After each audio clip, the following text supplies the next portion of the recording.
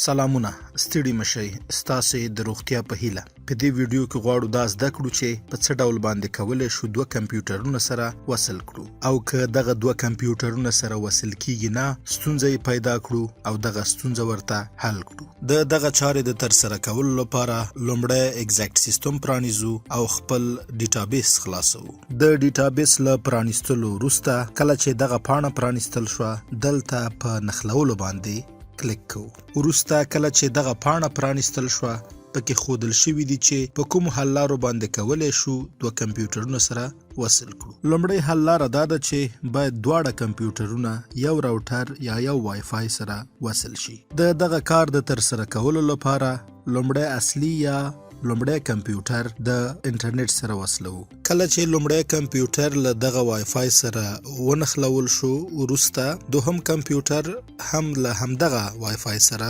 نښلو ترڅو دواړه کمپیوټرونه له یوه وای فای سره وصل شي کله چې دواړه کمپیوټرونه له یوه وای فای سره وصل شول وروسته په دوهم کمپیوټر کې هم ایګزاکت سیستم پرانیسو کله چې سیستم پرانیستل شو په دغه برخه کې ډیټابیس سره نښلولو باندې کلیک کوو او دغه پاڼې له پرانیستلو وروسته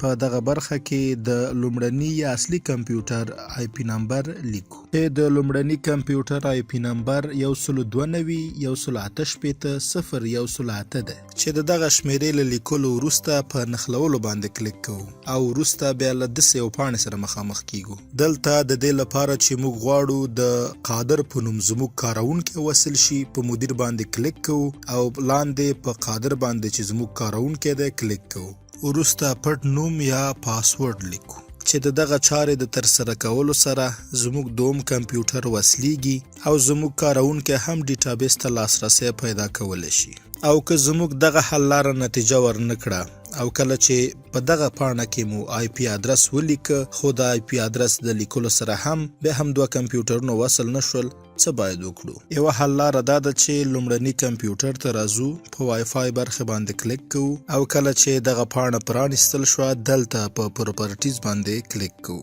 او په دې برخه کې په پابلیک باندې کلیک کوو او همدا کار په همدغه ډول باندې په دوم کمپیوټر کې هم تر سره کوو کله چې دغه کار مو په دواړو کمپیوټرونو کې تر سره کړ بیا هم په نښلولو باندې کلیک کوو او دلته ګورو چې زموږ دغه هڅه بیا هم بریالۍ نه ده او موږ په دې ونه توانېدو چې دواړه کمپیوټرونه سره وصل کړو یوه بله حل لاره دا ده چې موږ په دغه برخه کې په سرچ کې ويندوز ډیفینډر فایروال پلټو او کله چې دغه برخه پیدا شوه ور باندې کلیک کوو کله چې دغه پاڼه پرانیستل شوه بیا په ایډوانس سیټینګ باندې کلیک کوو او دغه پاڼې پرانیستلو سره په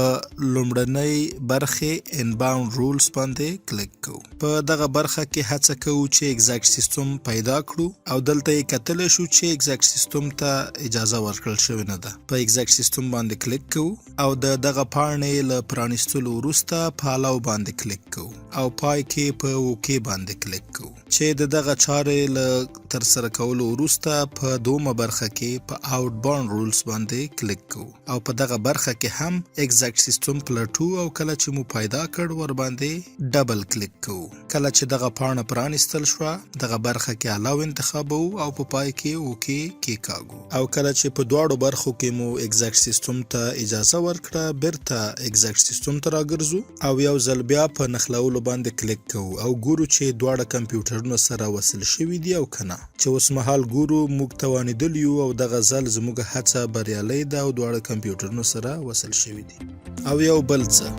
که تاسې په دغه برخه کې په ويندوز ډیفینډر فایروال باندې کلیک وکړ او وروسته مو ایډوانس سیټینګ برخه هم پرانیستله او د انباوند رولز او آوټ باوند رولز برخه کې مو ایګزاکت سیستم پیدا نه کړ په دغه برخه کې په نیو رولز باندې کلیک کوو کله چې دغه پاڼه پرانیستل شوه په پروګرام باندې کلیک کوو وروسته په نیکسټ باندې کلیک کوو چې په دې پاڼه کې فعال پروګرام باندې نه خو په دس پروګرام باندې کلیک کوو وروسته په براوز باندې کلیک کوو او کله چې دغه پاڼه پرانیستل شوه په دس پی سی باندې کلیک کوو او وروسته بیا سی ډرایو پرانیزو. کله چې دغه ډرایو پرانیستل شو وروسته په پروګرام فایلز فولډر باندې کلیک کوو او دغه فولډر پرانیزو چې وروسته له ماوس سره لږ سیټیټ رازو او دلته ایګزاکت سیستم فولډر پرانیزو چې په دې برخه کې په ایګزاکت سیستم باندې کلیک کوو او پای کې په اوپن باندې کلیک کوو او اوس مهال د پروګرام له انتخابولو وروسته په نیکسټ باندې کلیک کوو. په دې پاڼه کې په الاو باندې کلیک کوو او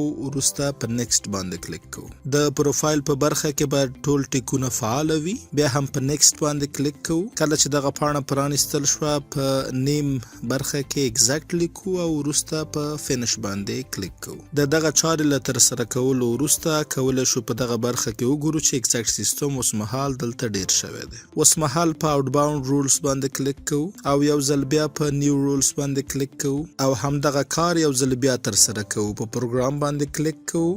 بیا په نیکسټ باندې کلیک کوو. په دې پاڼه کې په دس پروګرام باندې کلیک کوو. وروسته په براوز برخه کې دغه ایګزاکت سیستم پیدا کوو او کله چې دغه سیستم مو پیدا کړ همغه کارونه چې مو مخکې ترسره کړل هغه یو ځل بیا هم ترسره کوو په همدغه ډول باندې. او اوس مهال په آوټ باوند رولز کې هم کتلی شو چې ایګزاکت سیستم ور ډیر شوی دی او اجازه ورکړل شوې ده. او اوس مهال چې ایګزاکت سیستم ته په دواړو ځایونو کې اجازه ورکړل شوې ده په دویم کمپیوټر کې راځو او یو ځل بیا په نښلولو باندې کلیک کوو او ګورو چې اوس وتوانېدلو دواړه کمپیوټرونه سره وصل کړو. له پاملرنې مو ډیره زیاته مننه. د لا ډیرو معلوماتو لپاره د ایګزاکت سیستم ټلګرام، یوټیوب چینل او ویب سایټ ته سر ورښکاره کړئ.